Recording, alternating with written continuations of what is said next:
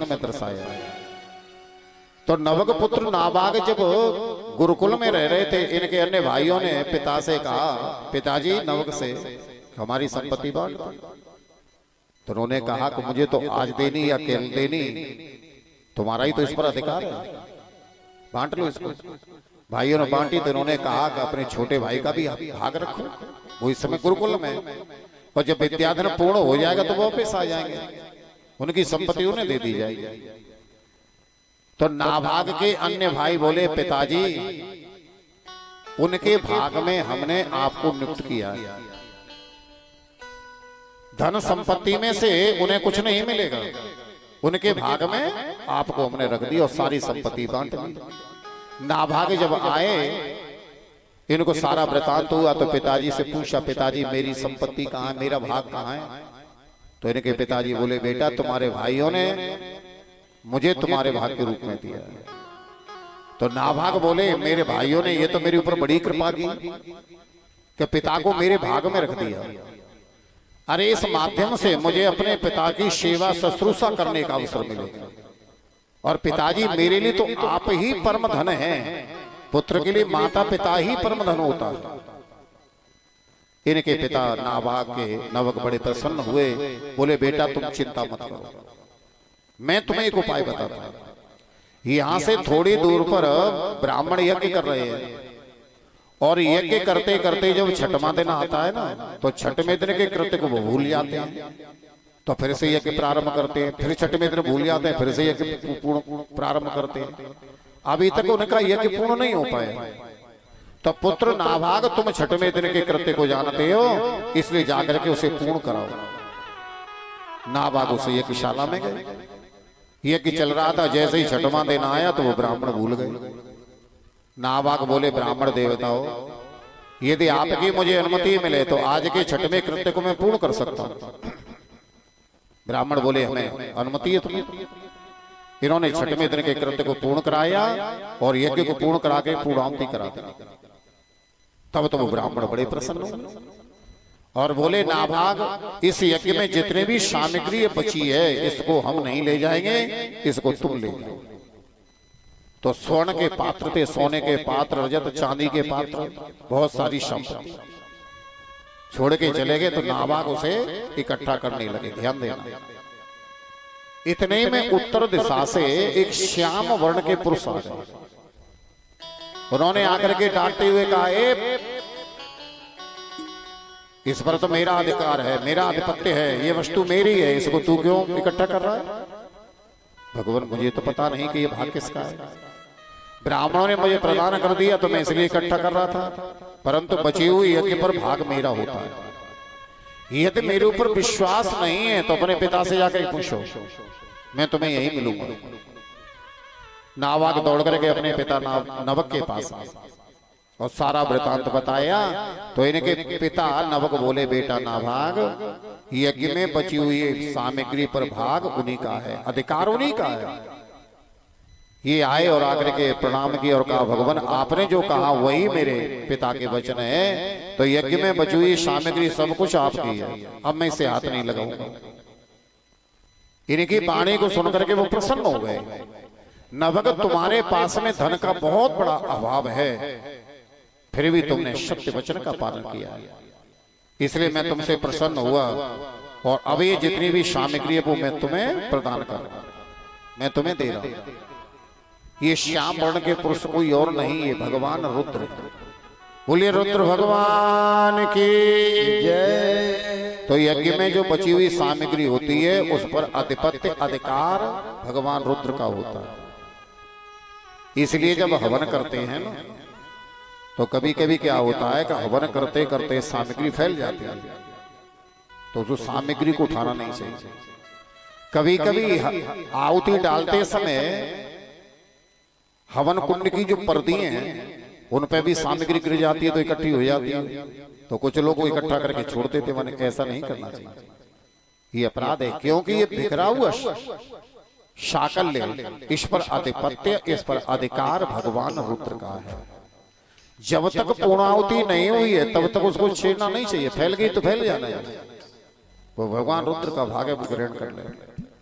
तो ऐसे हुए हैं नाभाग। इन्होंने अपने जीवन में संतोष को धारण किया तो इनके जीवन में कोई कमी नहीं रही और आगे चलकर इसका दिव्य फल और भी निकला कि इनके यहाँ जो पुत्र हुए हैं नवक के, उनका नाम पड़ा अम्बरीश, जो कि भगवान श्री कृष्ण के अनन्य भक्त हुए हैं।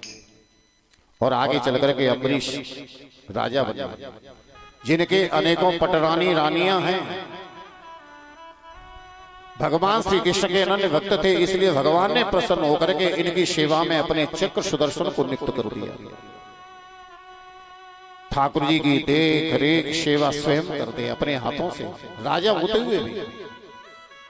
हम लोग कहते हैं कि भजन करने का समय नहीं है, और जो लोग ये कहते हैं कि हमारे पास में भजन करने का समय नहीं है, उन्हें अम्बरीश के चरित्र को पढ़ना चाहिए, अम्बरीश के चरित्र को सुनना चाहिए। हमसे अधिक यदि दायित्व होता है तो एक राजा पर होता है। अम्बरीश कोई साधारण पुरुष नहीं है, वो एक राजा है। तो आप विचार करें, कल्पना करें कि अम्बरीश का दायित्व कितना बड़ा होगा, शासन को संभालने का। प्रजा को भी सेवा कर रहे हैं, शासन को संभाल रहे हैं, फिर भी अपने ठाकुर जी की सेवा अपने हाथों से करते हैं। यदि इनकी भक्ति इतनी प्रबल नहीं होती तो भगवान अपने चक्र सुदर्शन को इनकी सेवा में नियुक्त नहीं करते। कोई साधारण बात नहीं है कि भगवान श्री कृष्ण ने अपने चक्र सुदर्शन को इनकी सेवा में नियुक्त कर दिया। अम्बरीश के अनेक चरित्र हैं, कथाएं अम्बरीश की। यदि अम्बरीश के चरित्रों को सुनाना प्रारंभ कर दिया जाए तो एक दिन की कथा उसी में निकल जाएगी। अम्बरीश चरित्र में इतने चरित्र हैं इनके, दिव्य से दिव्य। ठाकुर जी की राजा होते हुए इतनी निष्ठा से सेवा करते हैं कि ठाकुर जी के जो भोग बनता है ना, उसे स्वयं बनाते हैं। जबकि रानी भी हैं, पटरानी भी हैं, दास दासियां भी हैं, पर नहीं, ठाकुर जी का भोग स्वयं बनाते हैं। एक दिन फुलका सेक रहे थे, रोटी, तो उसमें आटे में साबुत गेहूं का दाना आ गया। अम्बरीश ने सोचा, मैं अपने ठाकुर जी की सेवा स्वयं करता हूं, दूसरों लोगों से सेवा लेता हूं तो केवल एक सेवा लेता हूं, वो भी आटा पीसने की, और मेरे ठाकुर जी के भोग के आटे में साबुत दाना निकलेगा। इन्होंने ढिढोरा पिटवा दिया कि आज से मैं अपने ठाकुर जी के लिए आटा भी स्वयं पीसूंगा, कोई नहीं पीसे।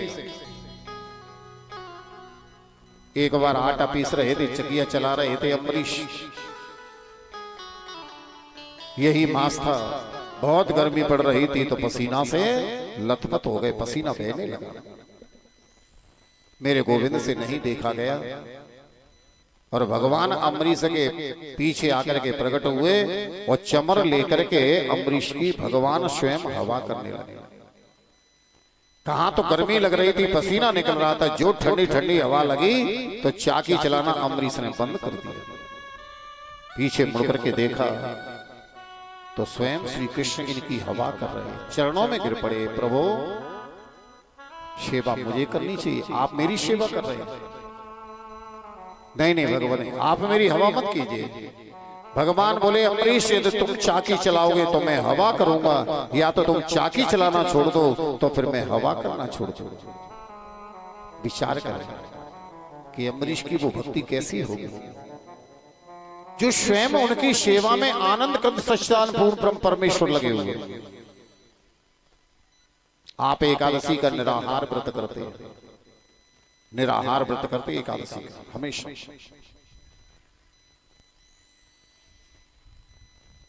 एकादशी का व्रत का नियम है कि दशमी तिथि को भोजन शाम को नहीं करना चाहिए। केवल दशमी तिथि को दोपहर को भोजन करो, शाम को मत करो। एकादशी को व्रत रखो। निराहार नहीं ले सकते तो एक बार फलाहार लो, वो भी दोपहर के 12 बजे के बाद। किसी से झूठ आदि मत बोलो, संयम नियम का पालन करो। एकादश इंद्रियों के ऊपर विजय प्राप्त कर लेना, उनके ऊपर अंकुश लगा लेना ही एकादशी व्रत होता है।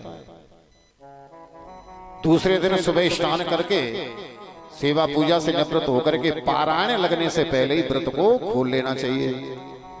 यदि अन्न आदि नहीं है व्रत खोलने के लिए तो तुलसी लो, भगवान का चरणों लेके पान कर लो, उसी से व्रत खुल जाता है। लोग एकादशी का व्रत तो बहुत करते हैं, पर मुंह सारे दिन चलता है। फिर क्यों करते हो व्रत? है इसलिए हम तो नहीं करते ना। कभी कोई रखवाते हैं तो पहले कह देते हैं कि भाई हम एकादशी व्रत नहीं रहते। अब एकादशी पड़ेगी ना कथा में, 2 तारीख की एकादशी है। एक ही एकादशी है कि सर्वेशाम 2 तारीख को, 2 ही को ना आचार्य, 2 तारीख की एकादशी है। पूछ लेंगे बाबा से व्रत करवाओगे क्या, और बाबा कहेंगे कि व्रत करना है व्यास जी आपको, तो लिस्ट बना के दे देंगे लंबी सी। हाँ भाई ऐसे तो नहीं रह जाएगा बिना खाए पिए। फिर सुबह से शाम तक मुंह चलना चाहिए तो रह पाएंगे, एकादशी नहीं रह पाएंगे। प्रेम से बोलो जय श्री राधे। तो आप एकादशी का निराहार व्रत करते हैं।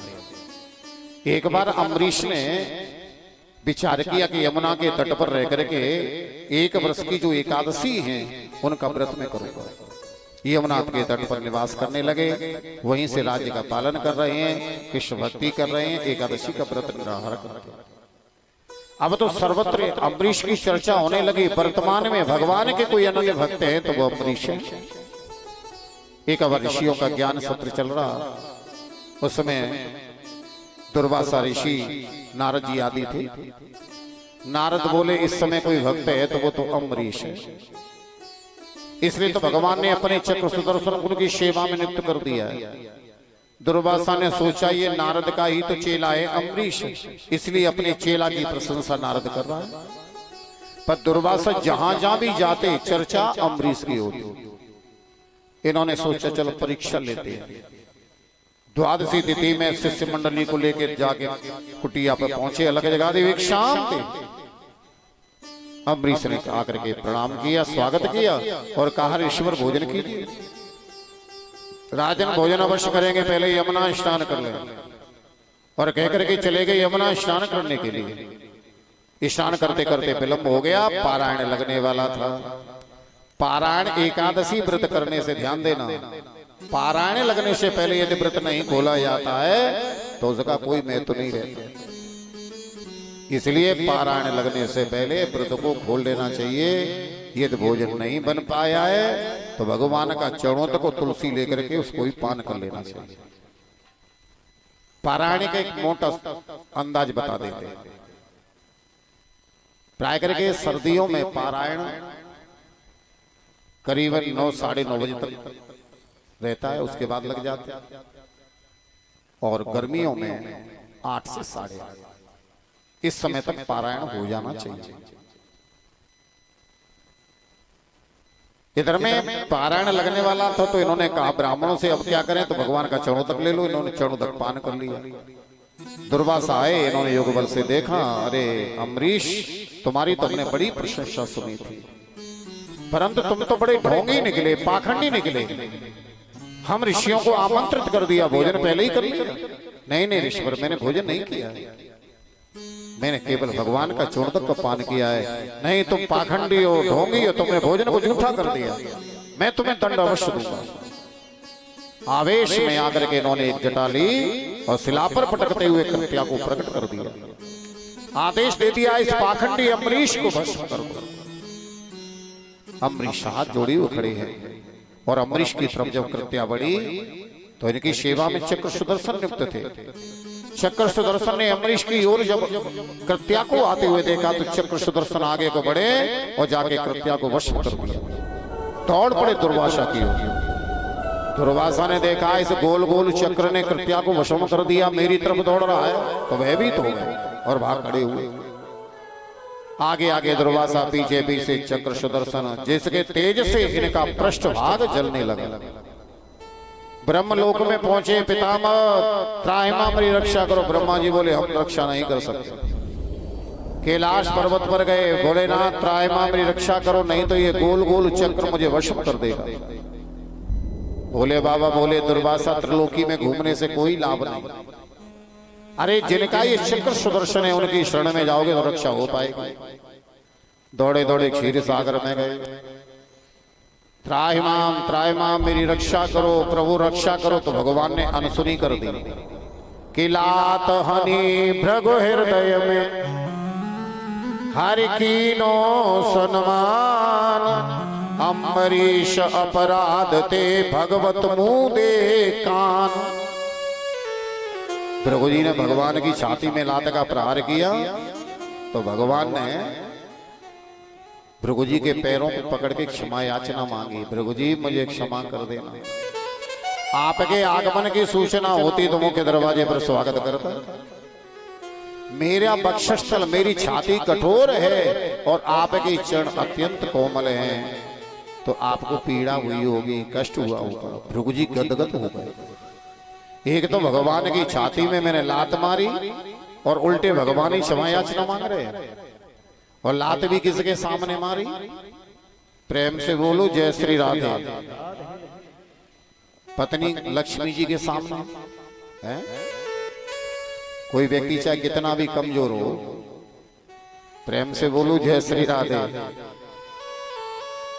कितना भी कमजोर हो और उसकी पत्नी के सामने उसका कभी अनादर करके देखना, अपमान करके देखना, या तो मर जाएगा मार देगा। पत्नी के सामने मेरा अपमान, राम राम राम कभी सहन नहीं कर सकता। तो भृगु जी सोच रहे हैं कि मैंने लक्ष्मी के सामने छाती में लात प्रहार किया और फिर भी उल्टे भगवान ही क्षमा याचना मांग रहे हैं। तो इसलिए अग्र पूजा के योग्य है तो भगवान हरि। तो लात हनि भृगु में हृदय में हरि कीनो सम्मान और अम्बरीश अपराध ते भगवत मुदे कान। आज भक्त का अपराध कर दिया दुर्वासा ने तो भगवान ने अपने कानों में उंगली लगा ली और भगवान संकेत कर रहे हैं कि जो मेरे भक्त का अपमान करता है उसकी मैं कभी भी नहीं सुनता। प्रभु मेरी रक्षा। भगवान बोले हम रक्षा नहीं कर सकते। प्रभु चक्र सुदर्शन तो आपका है, मेरा तो है, पर इस पर आधिपत्य है अम्बरीश का। यदि अपनी रक्षा चाहते हो तो अम्बरीश की शरण में जाओ। दुर्वासा बोले जिनको मैंने नष्ट करना चाहा, भस्म करना चाहा, उनकी शरण में जाऊंगा तो भला वो मेरी रक्षा क्यों करने लगे? भगवान हंस करके बोले अरे दुर्वासा, तुमने अम्बरीश को पहचाना नहीं। अम्बरीश इस गृहस्थाश्रम में रहते हुए भी एक संत हैं और वो कोई साधारण संत नहीं है। भगवान ने उदाहरण दिया। अम्बरीश ऐसे संत हैं कि एक महात्मा कहीं जा रहे थे तो मार्ग में एक व्यक्ति मिला। बोला बाबा ये आप मार्ग से मत ही जाओ। क्यों भैया? यहाँ में एक दुर्जन व्यक्ति रहे, आपको देखेगो तो आपको गाली गलौज करेगो, पत्थर मारेगो। संत बोले भैया जो वहां को स्वभाव है वो करेगो, मेरा जो स्वभाव है वो मैं करूंगा। वह व्यक्ति के रोकवे से वो महात्मा रुके नहीं और चले गए। और जैसे ही आगे को बढ़े तो वो व्यक्ति मिल गए। बाने राधे श्याम न सीताराम, बस महात्मा को देखते ही गाली गलौज करने लगा, पत्थर का टुकड़ा उठाया और उसके मस्तक में मार दिया। संत के खून निकल पड़ा, पर महात्मा ने कहा कुछ नहीं, चले गए। कुछ समय के बाद वो महात्मा उसी मार्ग से आने लगे तो आज आकर के क्या देखा कि जिस व्यक्ति ने पत्थर मारा था वो मूर्छित पड़ा हुआ है। महात्मा ने जब देखा तो उसे बहुत तेज ज्वर था, बुखार था। संत को दया आ गई, अपने वस्त्र को लिया, उसे जल से गीला किया और गीले वस्त्र को उसके मस्तक पर रखा। बार बार रखने से उसके जो ज्वर पीड़ा थी ना, बुखार, वो धीरे धीरे शांत हो गया। इसने आंखें खोली, देखा तो ये तो संत वही हैं जिनके मैंने पत्थर मारा था। पैरों में गिर पड़ा, बाबा मैंने आपको गाली गलौज किया, पत्थर मारा और आज मेरे प्राण आपके द्वारा बचे, मुझे क्षमा कर दो। ध्यान देना, वो महात्मा बोले भैया तुम कोई और थोड़े ही हो, तुम मेरे हो, मैं तुम्हारा हूं।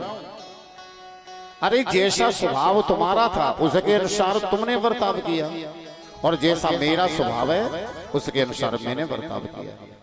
प्रेम से बोलो जय श्री राधे। ये यथार्थ है। कि व्यक्ति का जैसा स्वभाव हुए है वह अपने अपने स्वभावानुसार ही व्यक्ति बर्ताव करे।